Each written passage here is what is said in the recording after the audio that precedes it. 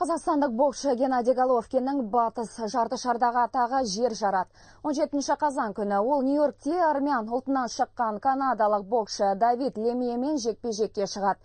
Шетелдік ақпарат құралдары жерлесімізге үлкен сүйіспеншілік білдіруде. Нью-Йорктегі меншікті тілшімізге берген сұхбатында ақштың белгілі спорт шолушысы Майкл Вудс Геннадийді Қазақстанның лайықты тұлғасы деп атаған.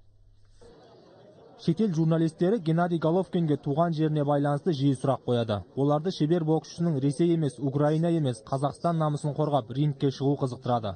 Алайда бұның себебі құпия емес. Геннадийдің туған жері Қазақстан. Кең байтақ қазақ жерінде оның ата-анасы тұрады.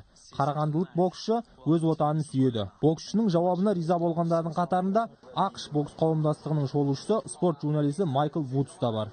Өзіміз қалам тербейтін спортшылар туралы жеке пікірімізді білдірмейміз әдетте, бірақ Геннадий Головкин маған ұнайтынын айтпасқа болмайды. Қазақстандық боксшы жайында зерттеп білгенімнен оның нағыз тұлға деп мойындаймын. Өте бауырмал, қарапайым және қамқор әке. Қазақстанның намысын қорғап жүрген сыйлы азамат. Головкинге қарап қазақстандықтар жайлы жақсы пікір қалыптасты.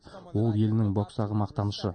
Кезекті жекпе-жекте Геннадий Головкиннің жеңіске жететініне сенімдімін. Қазақстан халқы ассамблеясының 20-шы сессиясында Геннадий Головкиннің айтқан сөздері көпшіліктің есінде. Когда меня спрашивают о национальности, я говорю: отец русский, мама кореянка, а мен қазақтың. Все мои победы я посвящаю моей стране, моему народу, моему президенту. Қазан айына жоспарланған Геннадий Головкиннің жекпе-жегі әйгілі спортшының отанына деген қызығушылықты арттырары сөзсіз.